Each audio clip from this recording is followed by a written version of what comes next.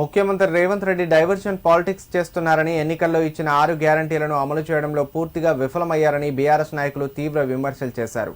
మాజీ ముఖ్యమంత్రి కేసీఆర్కు సిట్ నోటీసులు ఇవ్వడం ద్వారా రాజకీయ కక్ష సాధింపునకు పాల్పడుతున్నారని ఆరోపించారు. మాజీ సీఎం కేసీఆర్కు సిట్ నోటీసులు ఇవ్వడాన్ని నిరసిస్తూ సిద్దిపేటలోని బ్లాక్ ఆఫీస్ చౌరస్తాలో బీఆర్ఎస్ నాయకులు రోడ్డుపై బైఠాయించి రాస్తారోకో నిర్వహించారు. సీఎం రేవంత్ రెడ్డికి వ్యతిరేకంగా నినాదాలు చేశారు.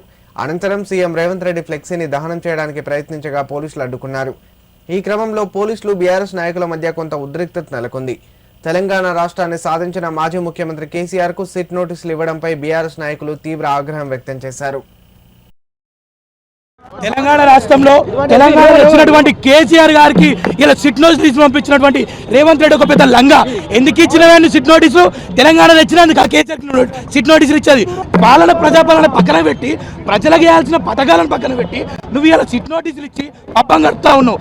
తెలంగాణ తెచ్చినటువంటి ముఖ్యమంత్రి మాజీ ముఖ్యమంత్రి అయినటువంటి కేసీఆర్ గారి మీద నువ్వు సిట్ నోటీసులు పంపితే భయపడేది ఎవడు లేడు. హరీష్ అన్నకు కేటీఆర్కి నువ్వు సిట్ నోటీసులు పంపించినావు. ఏం చెప్పిరు వాళ్ళు? ఏం అడిగినావు వాళ్ళను? ఒక్క క్వశ్చన్ కూడా బయట పెట్టలే. నువ్వు ఫస్ట్ వాళ్ళ అన్ని క్వశ్చన్లన్నీ బయట పెట్టినాక వాళ్ళ సమాధానాలు బయట పెట్టినాక నువ్వు కేసీఆర్ గారికి సిట్ నోటీసులు అడగాలి. నీకు ఎంత ధైర్యం ఉంటే తెలంగాణ తెచ్చినటువంటి రాష్ట్ర నాయకుడు కాకుండా దేశ నాయకుడిగా పేర్కొన్న కేసీఆర్ గారికి నీ సిట్ నోటీసులు పంపించినావు. ఖబర్దార్ రేవంత్ రెడ్డి గుర్తుపెట్టుకో, నేను తిరగనీయం, గల్లీకి గల్లీగా తిరగలేకుండా చేస్తాం. ఖబర్దార్ రేవంత్ రెడ్డి.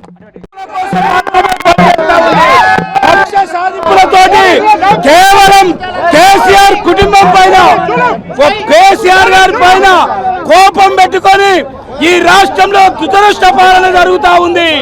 ఆ పాలన అంతమయ్యే రోజులు దగ్గర పడ్డాయి. కేసీఆర్ జోలికి వస్తే కేసీఆర్ గారి పైన నోటీసులు ఇచ్చారు. ఈ రోజు ఈ రాష్ట్రాన్ని ఇంత అద్భుతంగా పరిపాలించినటువంటి గౌరవనీయులు మొదటి ముఖ్యమంత్రి కేసీఆర్ గారికి నోటీసులు ఇవ్వడం అంటే రేవంత్ రెడ్డి దురదృష్ట పాలన సాగిస్తా ఉన్నాడు. రేవంత్ రెడ్డి ఎంతసేపు కక్ష సాధింపు చేయాలనే ఆలోచన చేస్తా ఉన్నాడు. ఇదంతా కూడా తప్పు. ఇలాంటి తప్పు నిర్ణయాలు కాదు. నువ్వు చేయాల్సిన పనుల్లో ప్రజలకు ఇచ్చిన హామీలు నిలబెట్టుకోకుండా, ప్రజలకు ఇచ్చిన పనులు చేయకుండా, ప్రజలకు ఇచ్చిన హామీలను నెరవేర్చకుండా నువ్వు కేవలం యూటర్న్ రాజకీయాలు చేసుకుంటూ కేవలం కేసీఆర్ గారి కుటుంబం పైన కక్ష సాధింపు చర్యలు చేస్తా ఉన్నావు.